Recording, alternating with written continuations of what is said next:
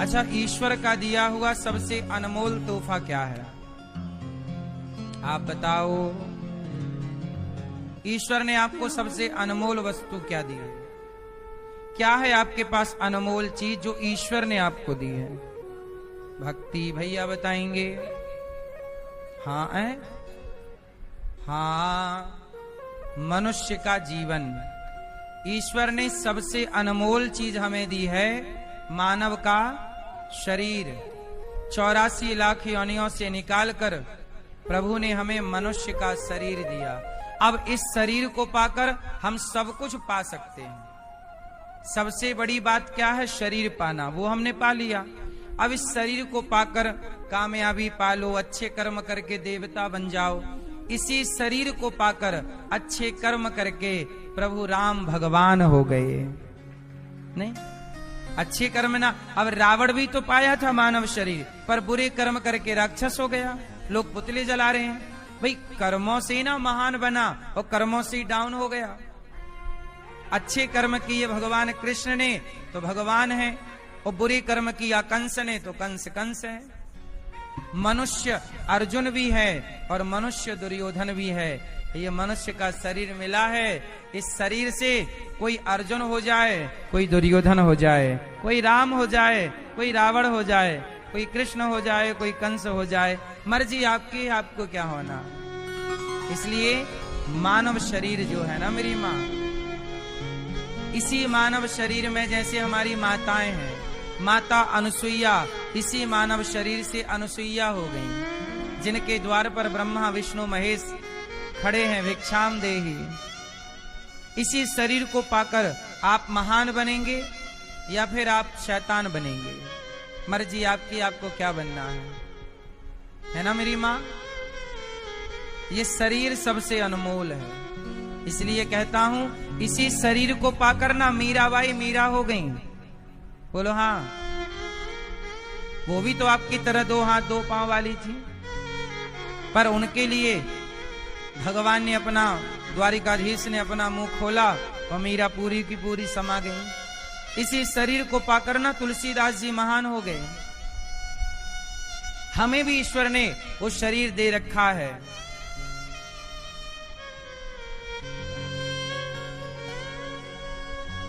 इसलिए आपसे मेरी विनती और प्रार्थना है कि आप भी मनुष्य शरीर पाकर धरती के सबसे श्रेष्ठ काम कीजिएगा, जिससे आपके शरीर की कीमत बढ़े, आपके यश, आपका यश बढ़े, आपकी कीर्ति बढ़े। मनुष्य से देखो, मनुष्य हैं हम लोग। अब मनुष्य से हमें क्या होना है? देवता, बड़ा। अब लोग मनुष्य से ना जानवर बन जाते हैं, हरकत ऐसी करते हैं, काम ऐसे करते हैं कि वो जानवर की श्रेणी में चले जाते हैं, पशु की श्रेणी में आ जाते हैं। नहीं आ जाते। इसलिए कहा कि मनुष्य जन्म अनमोल रे, इस माटी में ना घोल रे। अब तो मिला है फिर न मिलेगा, कभी नहीं, कभी नहीं, कभी नहीं, है ना मैया। मनुष्य जन्म अनमोल रे, माटी में ना घोल रे। अब तो मिला है फिर न मिलेगा, कभी नहीं, कभी नहीं, कभी नहीं। जन्म अनमोल रे, माटी में ना घोल रे। अब तो मिला है फिर न मिलेगा, कभी नहीं, कभी नहीं, कभी नहीं। मनुष्य जन्म अनमोल रे, माटी में ना घोल रे। मनुष्य जन्म अनमोल रे, माटी में ना घोल रे। अब तो मिला है फिर न मिलेगा, कभी नहीं, कभी नहीं, कभी नहीं। अब तो मिला है फिर न मिलेगा, कभी नहीं, कभी नहीं, कभी नहीं। जय हो।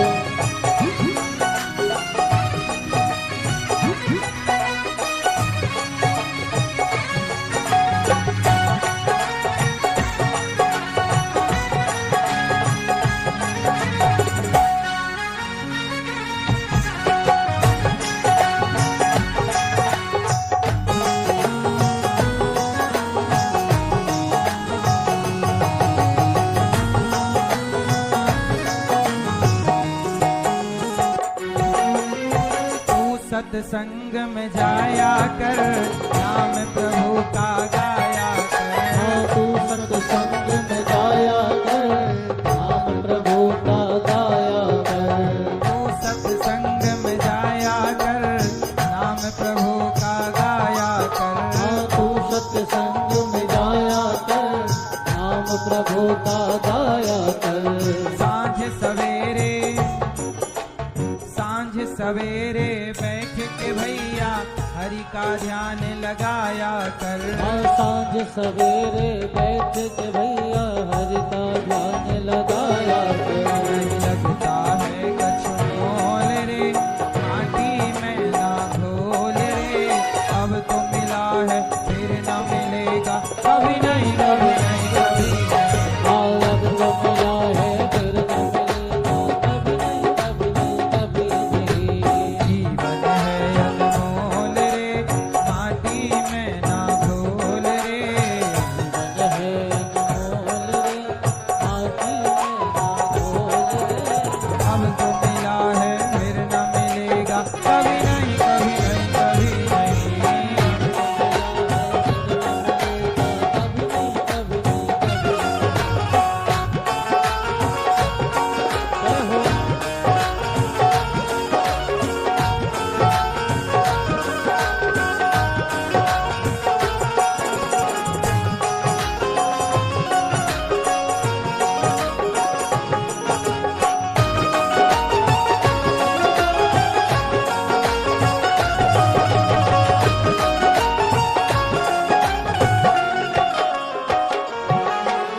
तू बुलबुला है पानी का, मत कर जोश जवानी का।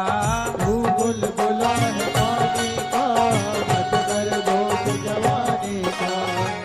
ये जीवन कैसा है? पानी केरा बुद बुदा, आसमान उसकी जात। देखत ही छुप जाएगा, क्यों तारा पर भात। तू बुलबुला है पानी का, मत कर जोश जवानी का। तू बुलबुला है पानी का, मत कर जोश जवानी का। जवानी सदा के लिए नहीं है, लड़कपन भी सदा के लिए नहीं है, और बुढ़ापा भी सदा के लिए। पानी का बुलबुला, पानी में बुलबुला उड़ता है और समाप्त हो जाता है। ऐसे ही है, बारिश में नहीं देखते आप लोग, पानी में जैसी पानी की बूंद पड़ी एक गुब्बारा सा बनता है छोटा सा, फिर वो फूट जाता है गुब्बारा सा, वही बुलबुला है। ये जीवन भी पानी का। तू बुलबुला है पानी का, मत कर जोश जवानी का। तू बुलबुला है पानी का, मत कर जोश जवानी का। सोच समझ कर कदम रखो रे भैया, पता नहीं जिंदगानी का। सोच समझ कर काम रखो रे भैया, पता नहीं जिंदगानी का। मीठा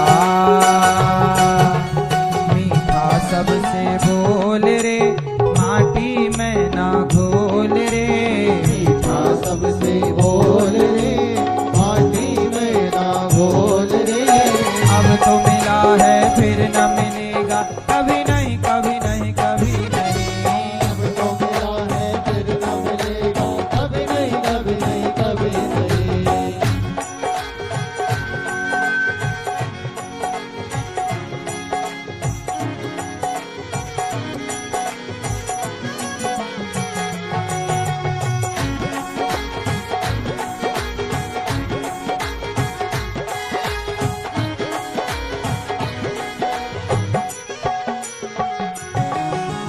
मतलब का संसार है, इसका नहीं एतबार है। मतलब का संसार है, इसका नहीं एतबार है।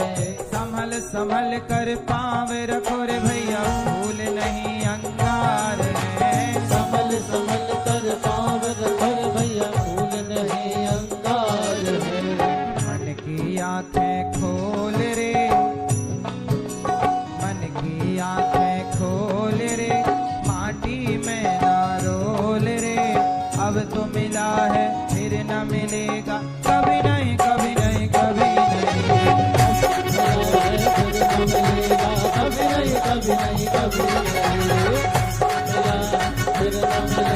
कभी नहीं कभी नहीं कभी नहीं। जीवन है अनमोल रे माटी में ना घोल रे, अब तो मिला है फिर न मिलेगा, कभी नहीं कभी नहीं, फिर तो मिला है फिर न मिलेगा, कभी नहीं कभी नहीं कभी नहीं।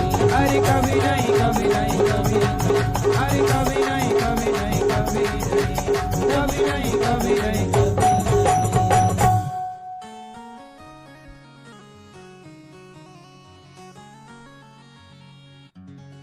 मतलब का संसार है, इसका नहीं एतबार है, सोच समझ कर कदम रखो रे भैया, फूल नहीं अंगार है।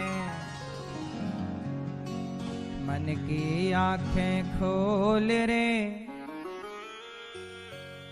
इस माटी में ना घोल रे, अब तो मिला है फिर न मिलेगा। पत्ता गिरा है डाल से, ले गई पवन उड़ाए, अब के बिछड़े कब मिले, दूर पड़े हैं जाए। पत्ता गिरा है डाल से, जैसे पत्ता पीपल का पत्ता पीपल से चिपका है, पर जब वो पत्ता टूटता है ना, तो फिर उस डाल तक कभी नहीं पहुंचता है। हवा का झोंका पता नहीं उस पीपल के पत्ते को कहां कहां ले जाती है। ऐसे ही मानव शरीर एक बार मिला है, अब इस मानव के शरीर से जब जैसे ही आप वापस जाओगे, पता नहीं कि कर्मों की हवा हमें कहां कहां ले जाए, किस किस योनि में डाले, ये कर्मों का हिसाब कोई समझता तो है नहीं। इसलिए आज मानव का शरीर मिला है, इसका लाभ उठा लीजिए। मानव का शरीर निंदा चुगली करने के लिए नहीं, छल कपट करने के लिए नहीं, भगवान का चिंतन करने के लिए है। अच्छे कार्य कर लो, प्रभु का चिंतन, जैसे हमारी मैया जी सुंदर सी कथा सुन रही हैं, और सबसे अच्छा काम मैया जी ही कर रही हैं। श्रीमती धनुबेन पटेल जी जो कथा सुन रही हैं, इससे अच्छा क्या काम होगा। और इनके पुत्रों को धन्यवाद कि अपनी माँ को कथा सुना रहे हैं। आजकल माँ इच्छा करे कि हमें वृंदावन जाना है, कथा सुनना है, थोड़ा गौदान करना है, दान पुण्य। कुछ बच्चे ऐसे होते हैं रोक देते हैं, मत करो। कुछ बच्चे होते हैं इतना खर्चा, पर आप जैसे बेटे हैं कि अपने माँ का सपोर्ट कर रहे हैं और माँ को लेकर आए, ये बड़ा पुण्य का कार्य है। बेटे अच्छे मिल जाएं आज के युग में, ये भी तो बड़ी कृपा है ना मेरी माँ। अच्छे बेटे आज के युग में कहाँ हैं। अभी हमारी एक माँ 2-3 दिन पहले बीमार पड़ गई, हॉस्पिटल गई, आईसीयू में भर्ती हैं। होश नहीं था लगभग 2 दिन तक, मैया बेहोश थी, कोमा में थी, ये समझ लीजिए। 2 दिन बाद भी होश आया। माँ ने पूछा घर से कोई आया हो तो कहें, कोई नहीं आया। 3 बेटे हैं मैया के। गौरी गोपाल आश्रम में जो माताएं रहती, उनमें से एक माँ बीमार पड़ी, कोमा में गई, फिर वापस अब होश है मैया को, अब ठीक है। हम तुरंत हॉस्पिटल लेकर गए मैया को। अपने एक बेटा माँ को देखने तो आया और देख के चला गया। हमने कहा ले जाओ माँ को, सेवा कर लेना, थोड़ा टाइम बचा है। बेटे ने मना कर दिया। 2 बेटे तो आए ही नहीं, कोई आने को तैयार नहीं। सोचिए, एक बेटा वो है जो अपनी माँ को बीमार, मतलब जब सबसे ज्यादा जरूरत, आखिरी सांसें चल रही, तब भी बेटा आने को तैयार नहीं। एक वो बेटा है जो आखिरी दर्शन भी माँ के नहीं करना चाहता, और एक बेटे आप लोग हैं जो अपनी माँ को लाकर भागवत सुनवा रहे हैं। तो आप जैसे भले लोगों के बल पर ये धरती टिकी है, वरना कब का ये धरती में तो पाप खूब बढ़ ही चुका है। इसलिए मानव का जीवन है। अब सोचिए, ऐसी बेसहारा, सोचिए मैया की इलाज 30,000 रुपए पर डे का खर्चा है डॉक्टरों का। वेंटिलेटर पर है ना मैया, पर डे। बेटों से 1 रुपए भी हम किसी माँ से लेते नहीं है और किसी बेटे का 1 रुपए का सपोर्ट नहीं है। आप लोगों के सहयोग के बल पर यहाँ 300 माताएं रहती हैं। उनकी बीमारी आने पर तुरंत इलाज सब फ्री। आपसे भिक्षा मांग मांग कर ये दास अनिरुद्ध सेवा करता है। मुझे लगता है कि भगवान ने मुझे यही काम करने के लिए धरती पर भेजा है। हर व्यक्ति का एक उद्देश्य है, इसलिए कहता हूं अपने आने का उद्देश्य पहचानो कि आपको ईश्वर ने क्यों भेजा है। बिना कारण के कार्य तो होता नहीं है। यदि आप इस संसार में आए हैं तो आपके आने का कोई तो कारण होगा। क्यों भैया, होगा कि नहीं? आप लोग अपने अपने कारण को जान लीजिए कि मेरे आने का कारण क्या है। अब अपना अपना कारण समझ लो और जो ईश्वर ने जिम्मेदारी दी है वो जिम्मेदारी निभाओ। इसलिए कहता हूं आप जहां हो भटकने की जरूरत नहीं है। जहां हो वहीं रहकर अपने कर्तव्य का पालन कीजिए। उदाहरण से मैं आपको समझा दूं, 1-2 लाइन में आप समझ लेंगे। जैसे आप डॉक्टर हैं, ईमानदारी से मरीज की सेवा कीजिए, ये मानकर कि ये भगवान का स्वरूप है।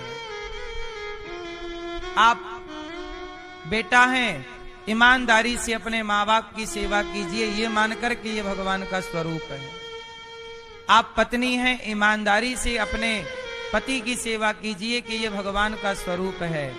आप माता पिता हैं तो अपने बच्चे की सेवा इस भाव से कीजिए कि बच्चा भगवान का स्वरूप है और इसे पढ़ा लिखा कर देश के लिए समर्पित करना है। इसलिए इसे संस्कारी बनाना हमारा कर्तव्य है माता पिता का। यदि माँ बाप अपने कर्तव्य का पालन करें, पत्नी अपने कर्तव्य का पालन करे, पुत्र अपने कर्तव्य का पालन करे, तो बताइए कोई झंझट है कहीं? कोई समस्या है?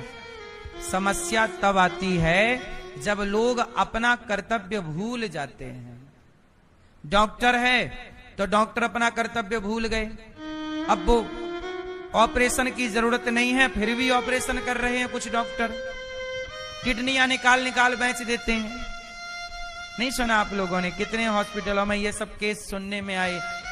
मुर्दे को भर्ती कर लेते हैं कुछ डॉक्टर। मतलब डॉक्टर यदि ईमानदारी से अपना कर्तव्य करे तो वो डॉक्टरी करता हुआ भी तो भक्ति कर रहा है ना ईमानदारी से। लेकिन जब वो किडनियां बेचने लग जाए, जब वो बेवजह मरीज को मरे को भर्ती कर ले पैसों के लालच में, तब तो वो घोर पाप कर रहा है ना। मैं नहीं जानता कि ये मरीज जिंदा है कि अब मैं माँ को तो लेकर गया हॉस्पिटल, मुझे तो नहीं पता। डॉक्टर ने बताया कि इनका ऑक्सीजन लेवल कम हो गया, मैं तो वही जानूंगा ना जो डॉक्टर बताएगा, मुझे तो पता नहीं है। डॉक्टर कहेगा कि ऑपरेशन करना है तो मैं कहूंगा कर दो। अब मुझे नहीं पता कि ऑपरेशन की रिक्वायर है कि नहीं, जरूरत है कि नहीं, पर ये डॉक्टर को पता है। और यदि वो मुझे गलत बताए पैसों के लालच में ऑपरेशन की जरूरत नहीं है फिर भी कर दे, तब तो वो पाप कर रहा है ना। मेरी क्या गलती? वो तो मेरे से कहेगा कि 2 लाख दो 5 लाख तो मैं तो दे दूंगा, लेकिन वो 2-5 लाख वो पाप का कमा रहा है कि नहीं? जरूरत नहीं थी फिर भी तुमने फाड़ डाला, सही है ना? तो ये पाप है। जहां हो ईमानदारी से काम करो, यही तुम्हारी भक्ति है। अपने अपने कर्तव्य का, जैसे ये दास, भगवान ने मुझे गौरी गोपाल आश्रम में सेवा के लिए भेजा है। मैं देखो ईमानदारी से सेवा करता हूं। समय से माओ को दवाई, समय से माओ को नाश्ता, समय से माओ को भोजन। भगवान ने मुझे यहाँ सेवा दी है, रसोई की मैं सेवा ईमानदारी। सबको 24 घंटे भोजन मिल रहा है, गरम गरम भोजन मिल रहा है। यहाँ पर 150 बच्चे पढ़ रहे हैं गुरुकुल में, प्रॉपर उनकी पढ़ाई चल रही है, प्रॉपर। अन्य स्कूलों में जो बच्चा 1 साल में पढ़ता है, मतलब संस्कृत व्याकरण, यहाँ वेद पुराण पढ़ाए जाते हैं, व्याकरण पढ़ाई जाती है संस्कृत की, तो यहाँ पर अलग तरह की पढ़ाई हम लोग गुरुकुल में पढ़ाते हैं बच्चों को, वैदिक पढ़ाई। तो यहाँ पर वो पढ़ाई जो बच्चे अन्य जगह पर साल में कवर करेंगे, वो यहाँ 2 महीने में कवर कर लेते हैं। इतनी अच्छी क्वालिटी के टीचर, अच्छी क्वालिटी की देख रेख। तो ये सब काम ईश्वर ने हमें दिया है, हम ईमानदारी से उसे निभा रहे हैं। हम गुरुकुल में 150 बच्चे पढ़ते हैं, किसी भी बच्चे से फीस नहीं लेते, निःशुल्क उनको रखना, खिलाना, पढ़ाना, लिखाना फ्री। गाय की सेवा करते हैं तो ईमानदारी से। हमारी एक गाय है, उसने अभी बछिया को जन्म दिया, उसकी माँ उसे पिलाती नहीं है दूध, उसकी माँ के थन में दूध ही नहीं है। मतलब उस जो बछिया भी पैदा हुई उसकी माँ दूध नहीं देती है, पता नहीं क्यों नहीं देती है, ईश्वर की मर्जी, दूध नहीं निकल रहा उसके थनों से। लेकिन वो बच्चा तो है छोटा सा, कल ही जन्म लिया, तो हम लोग बोतल में दूध भर भर के पिलाते हैं, दूसरी गाय के थन में लगा के पिलाते हैं, दूसरी गाय को पिलाते हैं। तो ये पालन पोषण तो सबका, हर जीव की सेवा। ये देखो गौरी गोपाल गौशाला में वो बछिया हमारी छोटी सी है, कल ही जन्म ली, माँ दूध नहीं पिलाती तो हम उससे बोतल से दूध पिला रहे हैं। अन्य गायों के पास लगाकर ये देखो ये दूध पी रही है बोतल से, जैसे छोटा बच्चा बोतल से दूध नहीं पीता, ऐसे। उसे गर्मी न लगे तो कूलर के पास लेके बैठते हैं, क्योंकि वो ऐसी बछिया है ना जिसे माँ दूध ही नहीं पिला रही है, उसके थन में दूध है ही नहीं। तो सब तरह की बातें हैं। गाय की सेवा करते हैं, गाय को भी समस्याएं रहती हैं, बहुत सारी बीमारियां रहती हैं। गायों में भी जैसी समस्या मां में होती है ना, वही समस्या कई बार गाय में भी होती है। गाय भी तो एक मां है और समस्याएं सबके हो सकती हैं। गाय की सेवा बड़ी जिम्मेदारी से करनी पड़ती। कुछ गायों की भेली निकलती है, भेली समझते हैं, गर्भाशय, मतलब गाय का गर्भाशय बाहर आ जाता है, बाहर आ जाता है, पूरा मांस का लोथरा बाहर आ जाता है। वो बीमारी हो जाती है किसी किसी गाय को, तो फिर उसे अंदर ढकेलना, अंदर करना, उसे फिर थोड़े टाइम तक खड़ी रखना, वो बैठने ना पाए, बैठेगी तो फिर बाहर आएगा, तो उसे खड़ी रखना, खड़ी रख के उसको दवाई लगाना, ये सब पूरी सेवा होती है गायों की। हमारे पास तो बहुत ऐसी गायें हैं जो बिल्कुल सड़कों में थी, गाय मरने के लिए ले जा रहे थे कसाई, कुछ गायें ऐसी भी हैं, तो उनकी सेवा। किसी गाय की ये बीमारी है, किसी गाय को ये समस्या है, सबकी सेवा। और जो सेवा ये दास भगवान ने जो सेवा दी उसे हम ईमानदारी से निभाते हैं। तो बस आप भी ईश्वर ने जो काम दिया है ईमानदारी से निभाओ, और आप भी गौ माता की सेवा करो। पुरुषोत्तम माह चल रहा है, गाय के लिए चारा जरूर दीजिएगा। गौरी गोपाल गौशाला है ना, आप सबके सहयोग से चलती है, एक ट्रॉली चारा जरूर दीजिए यदि दे सकते हैं तो। जीवन में ये पहचान लो कि हमारा उद्देश्य क्या है। हमें भी ईश्वर ने जिम्मेदारी देकर भेजी है, आप जो जिम्मेदारी पाए हो बस निभाओ। सच्चिदानंद रूपाय विश्वोत्पत्त्यादि हेतवे तापत्रय विनाशाय श्री कृष्णाय वयं नुमः। सच्चिदानंद भगवान सच्चिदानंद स्वरूप हैं। विश्वोत्पत्त्यादि हेतवे, भगवान विश्व की उत्पत्ति पालन संहार करने वाले। तापत्रय विनाशाय, 3 तरह के दुख होते हैं जो हर जीव को होते हैं। पशु पक्षी को भी दुख होता है, पशु पक्षी भी सुखी होते हैं और पशु पक्षी भी दुखी होते हैं। हर योनि में सुख दुख है, किसी भी योनि में सुख दुख पीछा नहीं छोड़ता। तो तापत्रय 3 प्रकार के दुख होते हैं। कौन कौन से दुख होते हैं मैया? दैहिक दैविक भौतिक तापा, राम राज्य काहू नहीं व्यापा। 3 प्रकार के दुख हैं। दैहिक मतलब देह का दुख, बीमारी। दैविक दुख मतलब देवताओं से दुख, अधिक पानी बरसना, देखो अधिक गर्मी पड़ रही है, ये भी एक तरह का दुख है। टेम्परेचर हाई चल रहा है, इतना हाई कई लोग गर्मी से ही निपट गए, तो ये भी दैविक दुख है।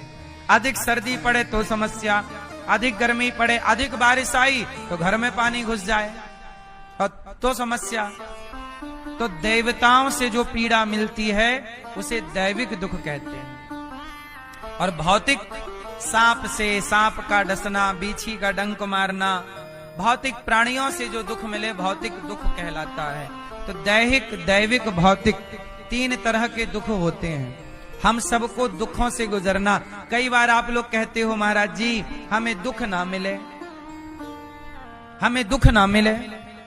इस संसार में ऐसा कौन है जिसे दुख नहीं मिलता? अच्छा मैं ये एक बात बताओ, जब आपने जन्म लिया तब आपको सुख मिला था कि दुख मिला था? मैं ये बताओ, आप जब आपने जन्म लिया, अपने मां के पेट से बाहर आई, तो आपको सुख मिला कि दुख मिला? क्या मिला? क्या मैया क्या बोली? गुलाबी मैया नहीं, वो तो बोल चुकी हैं, आप बोलो अपना अपना अपना बोलो। क्या मिला? सुख के दुख? सुख, दुख, सुख, सुख मिला। भैया आपको बताओ, चश्मा वाली भैया, क्या मिला? दोनों मिला। आपको क्या मिला जब मां के पेट से बाहर आई? दुख के सुख। क्या? सुख, सुख, सुख मिला तो रोई काहे रही? हंसती हा हा हा ही ही, रो रही है, वो कह रही है हमें सुख मिला।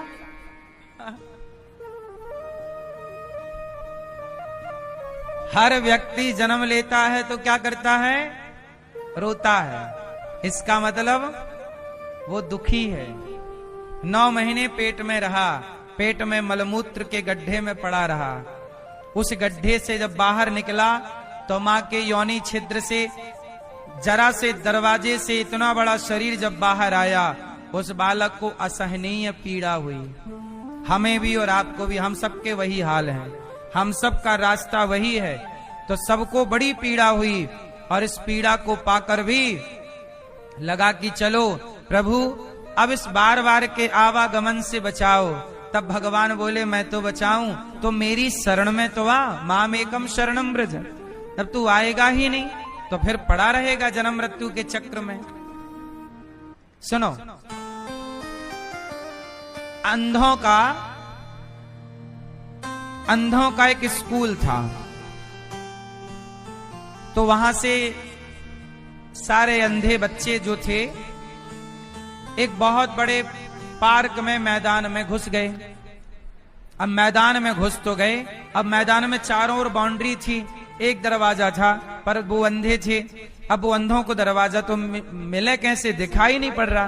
तो अंधों ने सोचा कि ऐसा करें कि हम बाउंड्री को पकड़ लें हाथ से, और पकड़े पकड़े चलें तो कहीं ना कहीं दरवाजा मिल जाएगा। अब वो एक ने सबका हाथ पकड़ा, लंबी चैन बना ली, एक ने द्वार को ढूंढने के लिए बाउंड्री के हाथ रखा और पकड़ा हुआ पूरी बाउंड्री का चक्कर लगाया। जैसे ही द्वार आया वैसे ही उसने सिर में खुजलाना शुरू कर दिया, और खुजलाया और चलता रहा, और फिर हाथ आगे बढ़ाया तो फिर बाउंड्री। इतने में दरवाजा निकल गया। फिर पूरा घूमा और फिर द्वार के पास पहुंचा तो बगल वाले दोस्त से बातें करने में इतना तन्मय हो गया कि कब दरवाजा निकल गया पता ही नहीं चला, और वो घूमता रहा। अब बताओ वो अंधा कौन? हम लोग ही वो अंधे हैं। 84 लाख योनियों के संसार में भटक रहे हैं। मोक्ष का दरवाजा बड़े निकट है, मनुष्य का शरीर पाकर मोक्ष का दरवाजा बड़े पास है। पर इसी दरवाजे के पास पहुंचकर तुम्हें कभी विषयों की खुजली हो जाती है, कभी संसार में आसक्त होकर के कब आपका दरवाजा निकल गया। लड़कपन खेल में खोया, जवानी नींद भर सोया, बुढ़ापा देख कर रोया, और इसी मोह में बेटा बेटा मेरा मेरा करती कब मोक्ष का दरवाजा निकल गया। कभी चिंतन भी नहीं किया कि मानव शरीर मिला है, थोड़ा चिंतन प्रभु का कर लें, थोड़ा भगवान का सुमिरन कर लें। अब देखो ना, बूढ़े बूढ़े लोग भी पैसे के पीछे भाग रहे हैं, जबकि पता है कि 2-4 साल में निपट ही जाएंगे, फिर भी हाय रे रुपया, हाय रे पैसा। माया नहीं छूट रही है। ये नहीं कि चिंतन जितना मिल रहा दाल रोटी खा के प्रभु का आप चिंतन करें, क्योंकि हम सबकी तैयारी भी तो करनी है आपको, हमें। आप लोग वृंदावन आए तो तैयारी करके आए ना, 4 महीने भर पहले से तैयारी, सूटकेस बनाओ, ये बनाओ, ये सब कर, है ना, ये लड्डू रखो, ये सब रखो, है ना, सब खाने पीने का सामान, खाने पीने का सूटकेस अलग, कपड़ों का सूटकेस अलग, ये सामान अलग, इतना तैयारी। और देखो यहाँ 7 दिन के लिए आए तो इतना बड़ा बड़ा सामान, सूटकेस, और जहां सदा के लिए जाना है वहां की तैयारी रत्ती भर नहीं है। इसलिए कहता हूं हम सबको थोड़ी थोड़ी तैयारी वहां की भी स्टार्ट कर देनी चाहिए। और वहां की तैयारी क्या है? थोड़ा थोड़ा सामान पैक करना स्टार्ट करो। और थोड़ा थोड़ा सामान क्या है? बोला थोड़ा थोड़ा प्रभु का स्मरण करना स्टार्ट कीजिए, थोड़ा थोड़ा पुण्य का काम स्टार्ट करना शुरू कीजिए। रोज, हाँ, रोज थोड़ा थोड़ा हरि का भजन कर ले, रोज थोड़ा थोड़ा प्रभु का भजन कर ले। थोड़ा थोड़ा प्रभु का भजन कर लो, यही तैयारी है, यही है हमारा वो तैयारी। क्योंकि मैया, क्योंकि धोखा मिलना है आपको। बताओ धोखा कौन देगा? मैया बताओ सबसे बड़ा धोखेबाज कौन? हाँ, कौन? हाँ, कौन धोखा देगा आपको? आपको कौन धोखा देगा? आपको कौन धोखा देगा लाल मैया?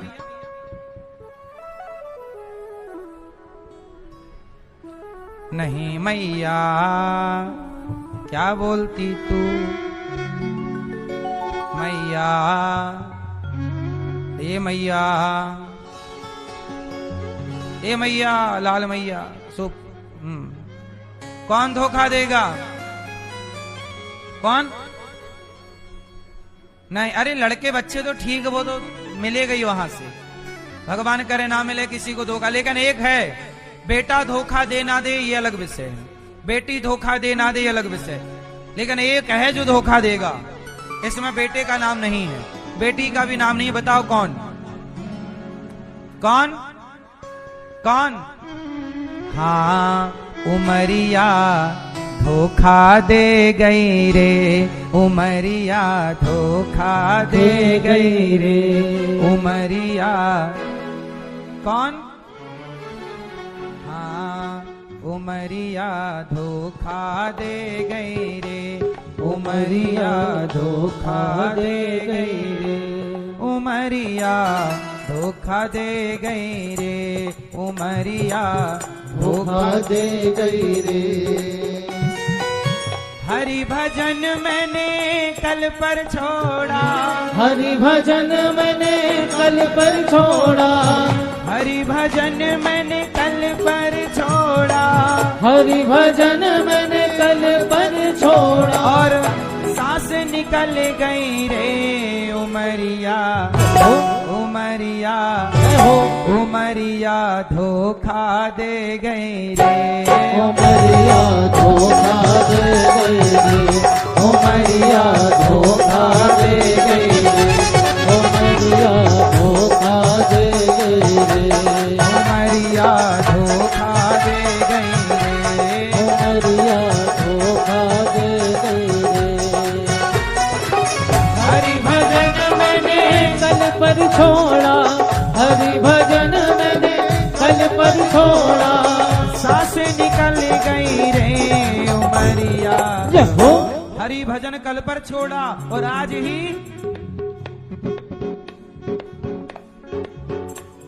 उमरिया उमरिया उमरिया धोखा दे गई रे, उमरिया धोखा दे गई रे, उमरिया धोखा दे गई रे, उमरिया धोखा दे गई रे।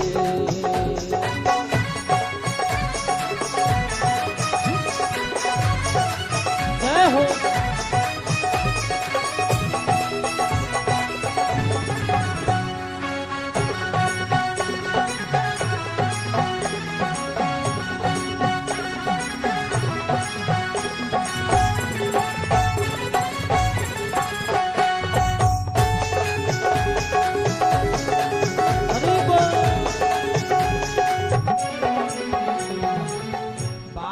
बालापन हंस खेल गवाया, बालापन हंस खेल गवाया। बालापन मतलब लड़कपन, बालापन हंस खेल गवाया, बालापन हंस खेल गवाया, बालापन हंस खेल गवाया, बालापन हंस खेल गवाया, बालापन हंस खेल गवाया, बालापन हंस खेल गवाया, बालापन हंस खेल गवाया, बालापन हंस खेल गवाया। और भोलेपन में निकल गई रे उमरिया, जय हो, उमरिया, जय हो, उमरिया धोखा दे गई रे, उमरिया धोखा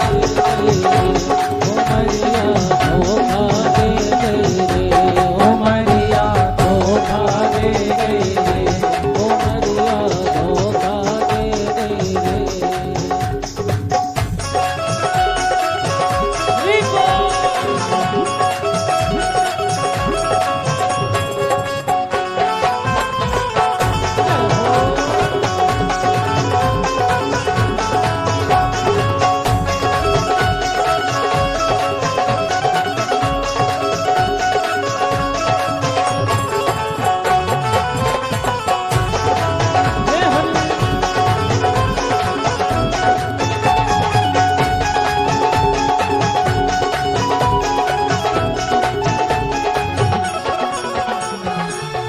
आई जवानी नींद नहीं छूटे, आई जवानी नींद नहीं छूटे, आई जवानी नींद नहीं छूटे, आई जवानी नींद नहीं छूटे, आई जवानी नींद नहीं छूटे, आई जवानी नींद नहीं छूटे, आई जवानी नींद नहीं छूटे, आई जवानी नींद नहीं छूटे।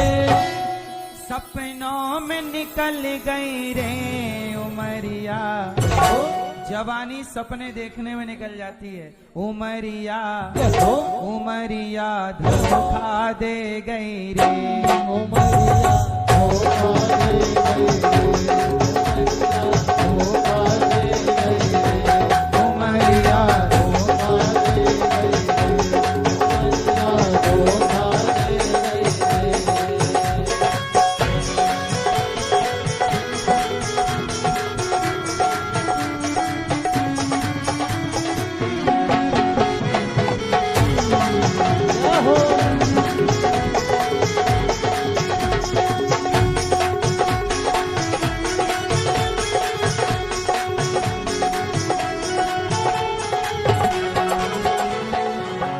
घर में बैठी बिटिया कुंवारी, घर में बैठी बिटिया कुमारी, कौन करे कन्यादान की तैयारी, कौन करे कन्यादान की तैयारी। घर में बैठी बिटिया कुंवारी, घर में बैठी बिटिया कुमारी, कौन करे कन्यादान की तैयारी, कौन करे कन्यादान की तैयारी। और देखो कैसे रो रही रे उमरिया, उमरिया, उमरिया धोखा दे गई रे, उमरिया धोखा दे गई रे, उमरिया धोखा दे गई रे, उमरिया धोखा दे गई रे, उमरिया धोखा दे गई रे, उमरिया धोखा दे गई रे।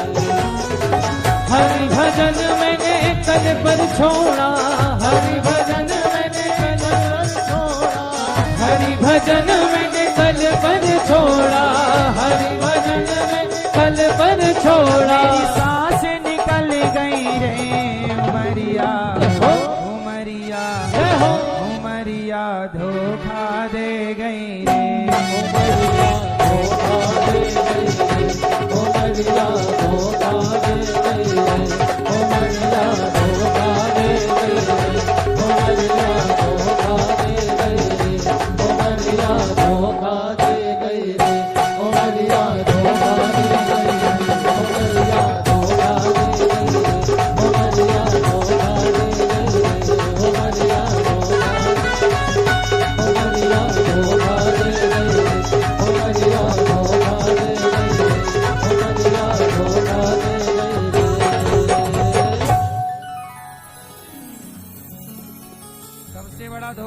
कौन? एक दिन आपकी उम्र ही हो जाएगी बम, खत्म। क्या खत्म हो गई? लोग कह रहे हैं डीजल खत्म हो रहा है, पेट्रोल खत्म हो रहा है, पैसे खत्म हो रहे हैं। सही है, एक दिन आपकी सांसें भी खत्म हो जाएंगी। हाँ, सांसों का क्या भरोसा, सांसों का क्या भरोसा, रुक जाए चलते चलते, रुक जाए चलते चलते, सांसों का क्या भरोसा, सांसों का क्या भरोसा। सांसों का क्या? तो आपको धोखा, ये शरीर ही धोखेबाज है। क्यों मैया? हाँ, उमरिया उमरिया धोखा, आंख मेरी धोखा दे गई रे। आंखों से कुछ दिखता नहीं, एक समय बाद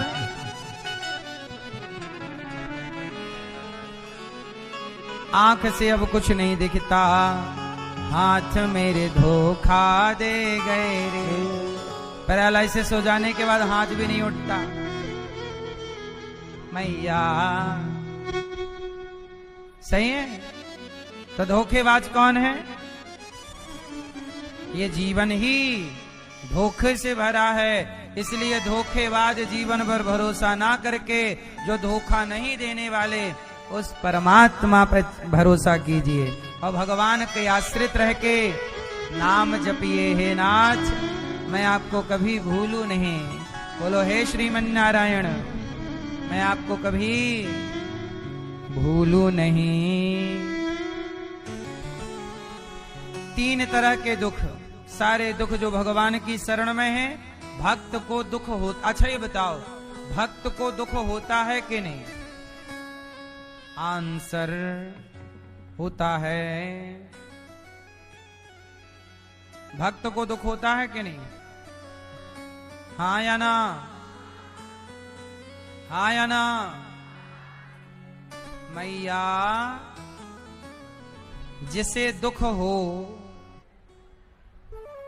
वो भक्त कच्चा है, भक्त को दुख होगा ही नहीं। बताओ सुदामा जी दुखी थे कि नहीं? आंसर, सुदामा जी दुखी थे कि नहीं? जोर से हैं? थे। क्या दुख था सुदामा जी को? उन्होंने कब कहा कि मैं करोड़पति हो जाऊं? सुदामा जी गरीब थे, ये बात सत्य है। सुदामा जी के पास खाने को रोटी नहीं थी, यह भी सत्य है। पहनने को कपड़े नहीं थे, यह भी सत्य है। रहने को झोपड़ी नहीं थी, यह भी सत्य है। पर सुदामा जी कुछ ना होने पर भी चूंकि भक्त थे तो वो जानते थे कि मेरे भाग्य में यदि यही है तो मैं दुखी क्यों रहूं। वो उस हाल में भी प्रसन्न रहा करते थे। प्रशांत आत्मा लिखा है। सुदामा जी कैसे थे? प्रसन्न थे। अब आप बताइए, आप में से किसी की हालत सुदामा जैसी है?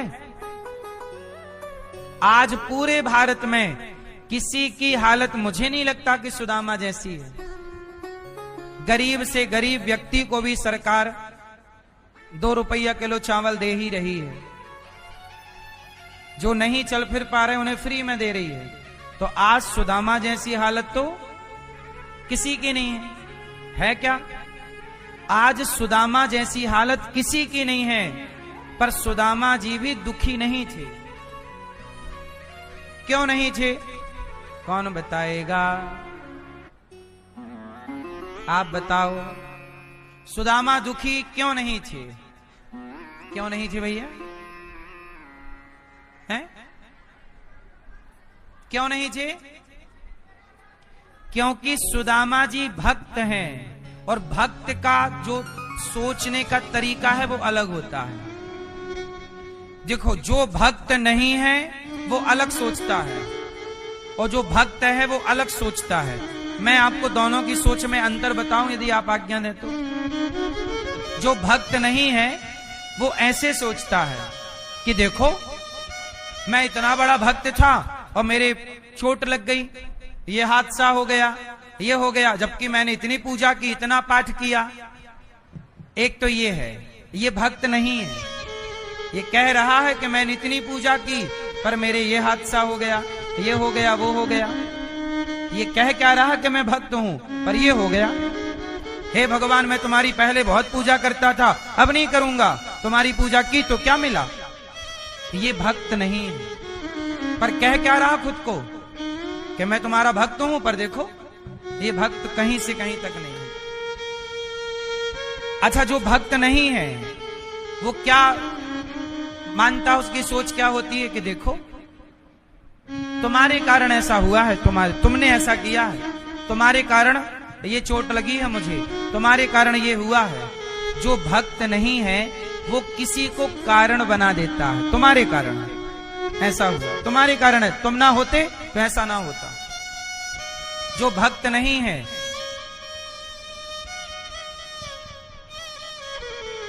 मैया सो गई, जगाओ मैया को। मैया, आप भी अमेरिका से आई हो? नहीं?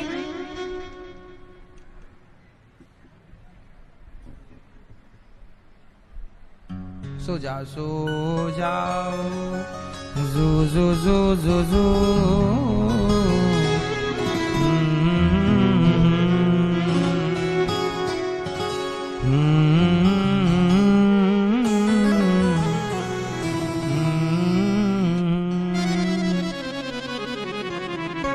यशोदा कनंद लाला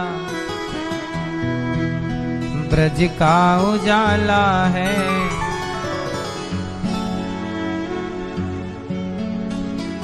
सुनो, जो भक्त नहीं है वो ऐसे सोचता है तुम्हारे कारण, तुम्हारे कारण, तुम्हारे कारण। वो हमेशा किसी को दोषी बनाएगा। ये कौन है? जो भक्त नहीं है। और जो भक्त होगा, भक्त कभी दुखी हो ही नहीं सकता। सुदामा के पास खाने को रोटी नहीं, पहनने को कपड़े नहीं, रहने को घर नहीं, पर दुखी नहीं थे। क्यों? क्योंकि उन्हें विश्वास था कि प्रभु की यही इच्छा है तो मैं खुश हूं इस हाल में। मर्जी तो उनकी है ना।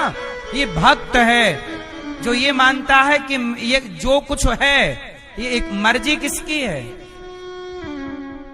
ईश्वर की मर्जी से ही ना सब कुछ हो रहा है।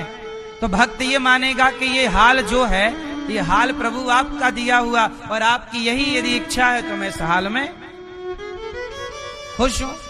तेरे फूलों से भी प्यार, तेरे कांटों से भी प्यार।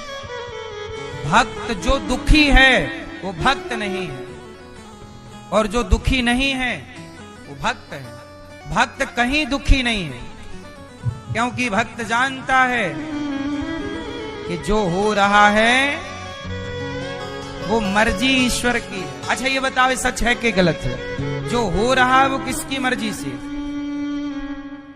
कई बार हमें लगता है, अब देखो उदाहरण से समझो, मैं दूसरा उदाहरण देता हूं कि जब द्रौपदी के 5 पतियों को मारने की पितामह भीष्म ने प्रतिज्ञा कर ली, तो अर्जुन को भगवान ने कहा कि कल तुम्हें पितामह मार डालेंगे। प्रतिज्ञा कर ली है कि कल के युद्ध में पांडवों की, या पांडव नहीं रहेंगे या मैं नहीं रहूंगा। ये किसकी प्रतिज्ञा है? भीष्म प्रतिज्ञा। अर्जुन तनिक भी लड़खड़ाए नहीं। अब कोई सुन लेता कि हमें मरना है कल, तो थोड़ी बहुत तो बेचैनी होती, थोड़ा तो चेहरे पे तनाव दिखता, पर अर्जुन को रत्ती भर नहीं। भगवान बोले क्या बात है अर्जुन, कल की कोई तैयारी नहीं कर रहे हो? रात के बात वही ये वाली क्या? चिंता नहीं है कल की। अर्जुन बोले प्रभु मुझे कल की कोई फिक्र नहीं है। क्यों दुखी नहीं हो? कल मर जाओगे, मर सकते हो। पितामह की प्रतिज्ञा अधूरी नहीं होती, वो बड़े बलवान है। अर्जुन बोले प्रभु जिसके रक्षक आप हो श्री कृष्ण, उसे कौन सी ताकत मार सकती है ये बताइए ना। याद रखिएगा अर्जुन को मौत सामने खड़ी थी पर वो दुखी नहीं थी, क्योंकि उन्हें भरोसा, हाँ मेरी मां, भक्त के पास दुख नहीं होता, भक्त के पास केवल भरोसा होता है। और जिसके पास दुख है उसके पास भरोसे की कमी है। इसलिए कहता हूं भगवान पर क्या रखिए? भरोसा पूरा है भरोसा, मेरी हार नहीं होगी। ये प्रार्थना दिल की बेकार नहीं होगी, ये प्रार्थना दिल की बेकार नहीं होगी। पूरा है भरोसा, मेरी हार नहीं होगी। क्यों? सांवरा जब तू मेरे साथ है, सांवरा सर पे तेरा हाथ है। क्या है ये? इसलिए दुखी कौन? जो भक्त नहीं है। और सुखी कौन? और भक्त सुखी इसलिए है क्योंकि वो समझ गया, ये समझ गया कि सब कुछ ईश्वर का खेल है। ये समझ जाना ही भक्ति है। सब खेल किसका है? इतना समझ जाओ तो फिर कुछ समझने की जरूरत नहीं। यही भक्त का लक्षण है, वो जान गया। अच्छा सुनो, मैया जा रही हो? ओ पीली मैया, हरी मैया, जा रही हो? कथा नहीं सुनना? कथा सुनने आई थी मेरी मां, छोड़ के जा रही हो कथा?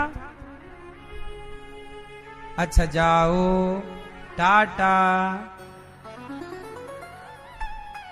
कथा ना छोड़ो मेरी मां, जाओ। ट्रेन व्रेन है तो चली जाओ, लेट हो रही हो तो जाओ, चाट पकौड़ी खाना हो तो बताओ। सुनो, जो व्यक्ति ये जान गया कि खेल अच्छा ये बताओ, आपने कभी गांव में जादू देखा है? जादू जादू दिखाने वाले नहीं आते थे गांव गांव? जादू वाले ने पता नहीं क्या करते, रस्सी का सांप बना देते, ऐसे करते, कपड़ा डालते और उससे ना पक्षी निकाल दे, फुर्र से वो पक्षी उड़ जाता, सफेद कलर का कबूतर उड़ जाता। अरे हम लोग देखने जाते, बड़े दंग, अरे कितना बड़ा जादूगर, बता, सब कुछ कर लेता, इतना बड़ा जादूगर है। हम लोग दंग रह जाते हैं उसके जादू से। लेकिन जो जादू दिखाने वाले के संग एक आदमी रहता है, उसका चेला, उसका साथी, क्या वो उस जादू से प्रभावित होता है? जोर से, जोर से क्यों नहीं होता? क्योंकि वो उसके बारे में जानता है कि ये कैसे करता है, ये हाथ की सफाई कैसे। हम लोग नहीं जानते तो उसके जादू से बड़े प्रभावित होते हैं, और जो जान लेता है वो प्रभावित नहीं होता। ईश्वर की माया से वही प्रभावित होता है जो ईश्वर के खेल को नहीं जानता। हम कहते हैं ईश्वर के खेल को जान लो, आप भी प्रभावित नहीं होगे।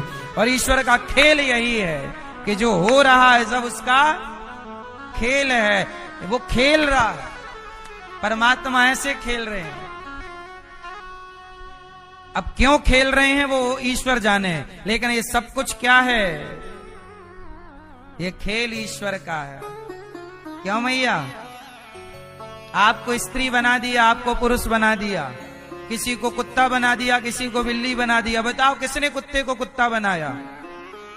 बताओ सुअर को सुअर किसने बनाया? सुअर को पता, सुअर के सामने विकल्प होता कि तुझे सुअर बनना है कि शेर बनना है कि हाथी बनना कि मनुष्य बनना है, बताओ वो कहां क्लिक करता? जोर से। और आपको पता चल जाता कि आपको सुअरी बनना है, कुत्ता बनना, बिल्ली बनना, गधी बनना है, गधा बनना है और मनुष्य भी बनना है, आप कहां क्लिक करते?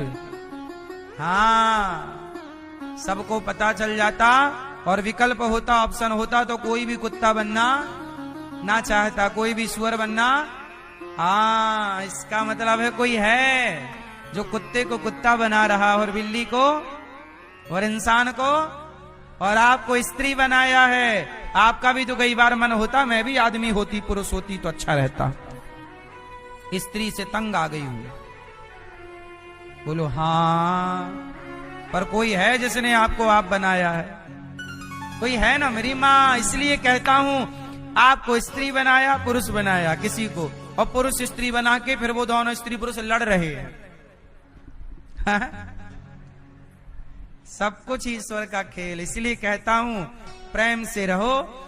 जो कुछ है, जैसी पत्नी, जैसा पति, जैसा बेटा, जैसा परिवार, जो कुछ मिला है तुम्हारी मर्जी से कुछ नहीं मिला। अच्छा, बेटा आपकी पसंद से मिला है? जब आपको बेटा होने वाला था ईश्वर ने चेक करवाया था किस क्वालिटी का, इस क्वालिटी का, ये सिस्टम डाल दूं बेटे में, ये वैरायटियां डाल, कुछ विकल्प दिए थे? जैसा दिया स्वीकार करना पड़ा। बोलो हाँ। जैसी बेटी दी ईश्वर ने, लंगड़ी, बहरी, अंधी या ठीक ठाक, जैसा दिया वैसा आपको। हाँ, विकल्प नहीं है। बोलो हाँ। मतलब कोई है। ईश्वर चाहते हैं कि तुम्हारी पत्नी ऐसी हो, तुम्हारा पति ऐसा हो, तुम्हारा बेटा जैसा है। अच्छा प्रभु आपकी जय हो, जो आपने दिया वो मुझे स्वीकार है। अब क्यों टेंशन, अब क्यों परेशानी? प्रभु आपने दिया है, आप जानो। इसलिए कहता हूं सौंप दो, तेरा तुझको। आप लोग गलती ये करते हैं कि ईश्वर देते हैं तो आप रख लेते हैं, पर ईश्वर की चीज ईश्वर को सौंपते नहीं। आप क्या दावा ठोक देते हैं? मेरा। जैसे ही बेटा बाहर आया, मेरा। बेटी आई, मेरी। अरे तेरी कब से हो गई? बेटी को बेटी जिसने बनाया है वो बेटी उसकी है, बेटे को बेटा जिसने बनाया है वो बेटा। बोलो हाँ। फिर तुमने कब से कह, तुमने शुरू कर मेरा बेटा, तेरा कब से हो गया भाई? तेरा कब से? भगवान। अच्छा ये बताओ, बेटा आपका है कि भगवान का है? आंसर मैया। तो आप झूठे ही कहती हो मेरा। आप समस्या ये है कि आपने ईश्वर की प्रॉपर्टी को अपना मान लिया। जब आप किसी के घर को अपना, आप जिस होटल में रुक के हो उस होटल को कहो ये मेरी है, ऐसे ही है। ईश्वर के बेटे को आपने अपना मान लिया, ईश्वर की बेटी को अपना मान लिया, और भगवान के शरीर को अपना मान लिया, मेरा शरीर। पागल, कुछ भी तेरा नहीं है, ये सब खेल है परमात्मा का। ईश्वर का इतना सा खेल नहीं समझ पाए आप पूरी जिंदगी में। आप 100 साल जिए, आप 80 साल जिए, और ईश्वर का इतना सा खेल ना समझ पाए। क्यों मेरी माँ? तुम्हारी मूर्खता, तुम्हारे पागलपन का कारण यही है कि तुम ईश्वर का खेल ना जान पाए। ये ईश्वर का खेल है मेरी माँ। अच्छा एक बात बताओ, जब कोई पिक्चर देखते हो आप, मूवी, तो उस मूवी में सब एक से नहीं होते ना। कोई क्रूर व्यक्ति होता है, दुष्टता कर रहा है, कोई हेल्प कर रहा है, कोई उसमें अंधा भी दिखता है, कोई लंगड़ा भी दिखता है। जबकि उस पिक्चर में जितने लोग जैसे दिख रहे हैं वो रियल में वैसे नहीं है। जो अंधा दिख रहा है वो अंधा नहीं है, और मूवी में जो लंगड़ा दिख रहा है वो केवल अभिनय कर रहा है लंगड़ेपन का। वो लंगड़ेपन का, अंधेपन का रोल कर रहा, अभिनय। जितने देर की वो मूवी में अभिनय करना पड़ेगा उतनी देर के लिए उसे लंगड़ा बनना पड़ेगा, गूंगा बनना पड़ेगा, बहरा बनना पड़ेगा। बोलो हाँ।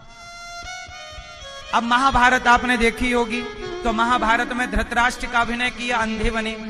तो जो व्यक्ति धृतराष्ट्र का अभिनय किया वो अंधे का अभिनय तो किया, लेकिन अब वो अंधा था नहीं। वो अंधा बोलो था नहीं। भीष्म पितामह का अभिनय जिसने किया उसके शरीर में बाण घुस गए, ऐसा दिखाया गया, लेकिन वो अभिनय उसके शरीर में बाण घुसे नहीं, पर दिख ऐसे ही रहा है। बोलो हाँ। तो जो दिख रहा है वो दिख तो बिल्कुल रियल रहा है, पर वो रियल है नहीं।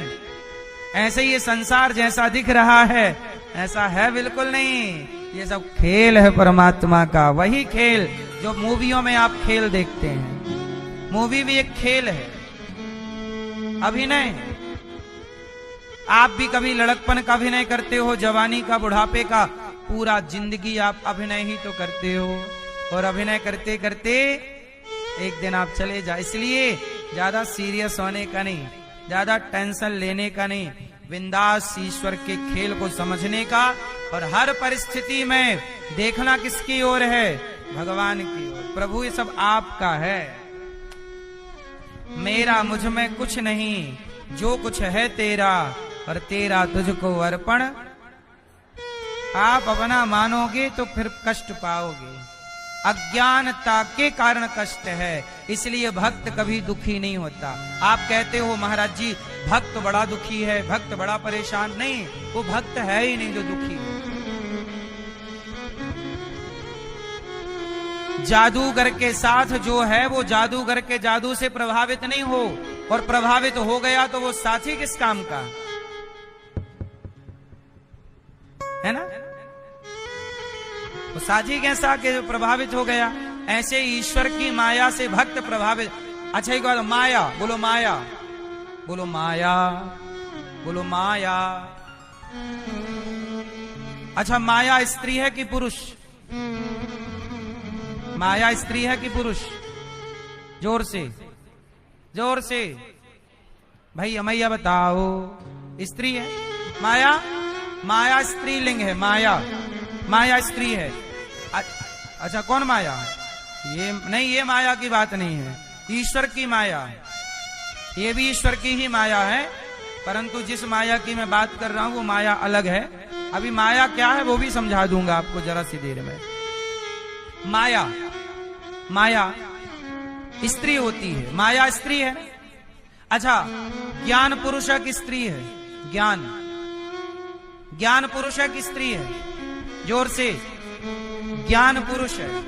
और माया, अच्छा भक्ति पुरुष की स्त्री है, भक्ति, हाँ भक्ति स्त्री है, और माया भी स्त्री है। अच्छा ज्ञान पुरुष है, तो जो ज्ञान होता है, जो पुरुष होता है, वो स्त्री की ओर आकर्षित होता है। स्त्री की ओर कौन आकर्षित होता है? पुरुष।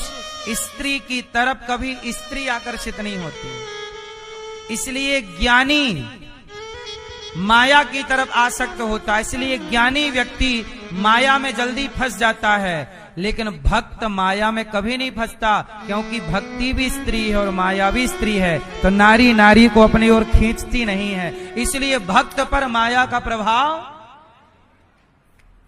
इसलिए भक्त पर माया का प्रभाव नहीं पड़ता।